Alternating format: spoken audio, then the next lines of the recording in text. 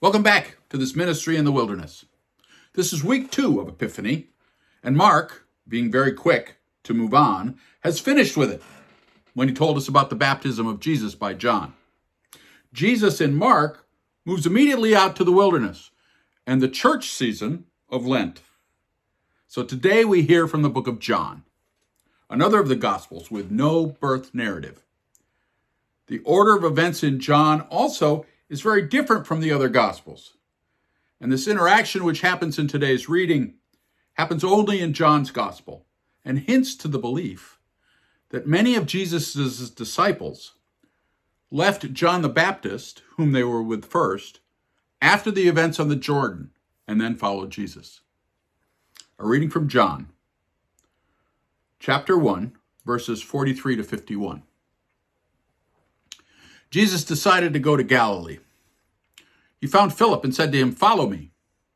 Now Philip was from Bethsaida, the city of Andrew and Peter. Philip found Nathanael and said to him, "We have found him about whom Moses in the law and also the prophets wrote, Jesus, son of Joseph from Nazareth." Nathanael said to him, "Can anything good come out of Nazareth?" Philip said to him, "Come and see." When Jesus saw Nathanael coming toward him, he said of him, "Here is truly an Israelite in whom there is no deceit." Nathanael asked him, "Where did you get to know me?" Jesus answered, "I saw you under the fig tree before Philip called you." Nathanael replied, "Rabbi, you are the Son of God. You are the King of Israel." Jesus answered, "Do you believe because I told you that I saw you under the fig tree? You will see greater things than these." And he said to him, "Very truly, I tell you, you will see heaven opened and angels of God ascending and descending upon the Son of Man." Now, like the other stories in this time we hear from the start, so that we might know, have an epiphany about who Jesus was and is. Today we take these words at face value. Nathanael says Jesus is the Son of God and the King of Israel. But both of those designations were of societal rank. The emperor was considered the Son of God, a title which meant no human was higher in power or rank as a human being than one just less than the gods. The King of Israel meant Jesus was the highest ranking among the Jews, God's chosen people. This did not mean, as many contend today, that Jesus had the DNA of a super being Jehovah, or that Jesus was an earthly monarch like Herod.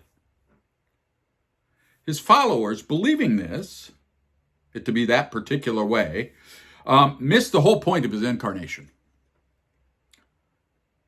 Now, the whole point of his incarnation was alluded to in the beginning of John, that Jesus was the incarnation of the divine purpose for existence, life and love.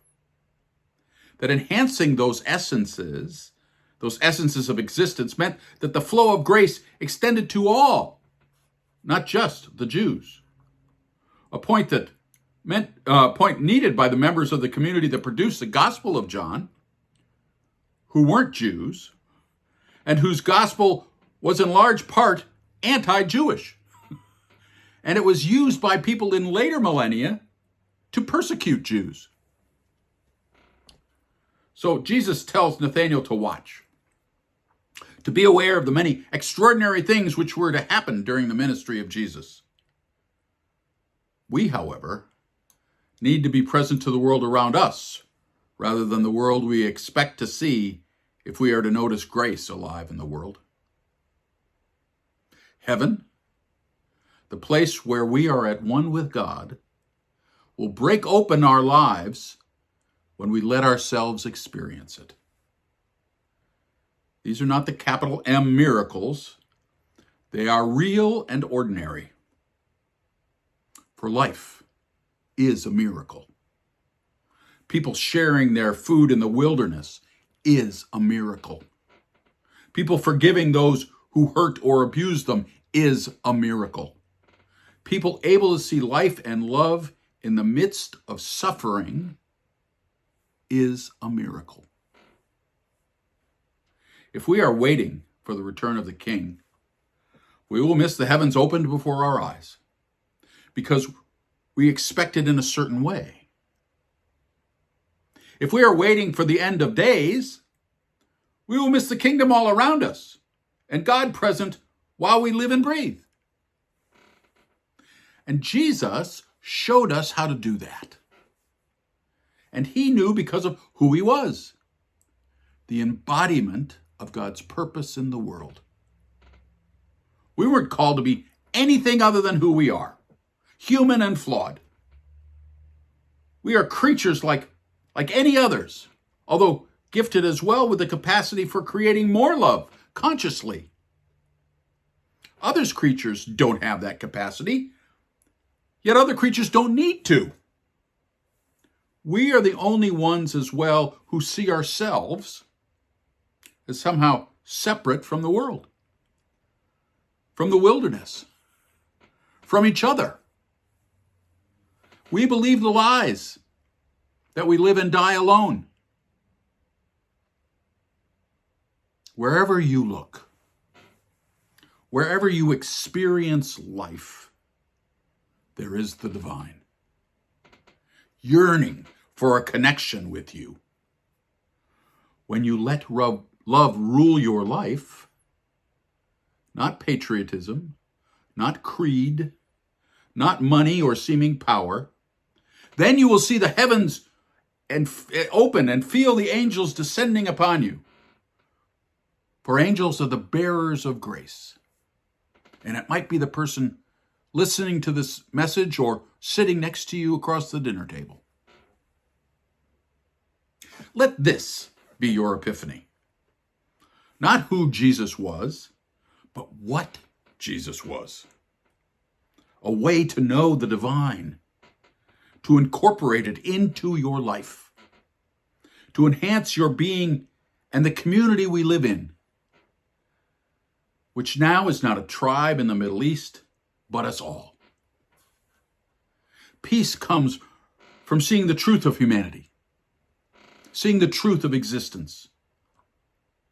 All the kingdoms of the world have fallen, and the ones in the world today will also fall. Everyone lives out their lives and still can know the power and love of life fully when they are here and present for it. Love one another and you will see miracles. Love your neighbor and you will not make war upon them. Love your enemy and you will know a peace which surpasses understanding, and embrace that we all are children of God, children of existence itself. That is the miracle we are given. Don't miss it, waiting or expecting it to come to you. It is here and it is now. Let the purpose incarnated in this rabbi from Nazareth be the good that comes from Nazareth, even when no one else ever thought that it could happen. And embrace that love made real by claiming and sharing that love in your life today. Amen. Now, if you have found this homily beneficial, make sure you like and subscribe by clicking on the subscribe button below. Today I am wearing a t-shirt that was given to me while I was rector of a community which in truth was smaller than the number of subscribers of this channel. You might need to read this shirt backwards in the video, but I know that some of you aren't of the same denomination as me or the ones who gave me this shirt. But I believe you, like them, are all seekers of the divine in your life. I pray that this endeavor will be meaningful to you and that you will share your experience with others. We may exist in the wilderness, but we are not alone here, rest assured. go ahead and leave a comment if you want, and come on back to this channel in the wilderness.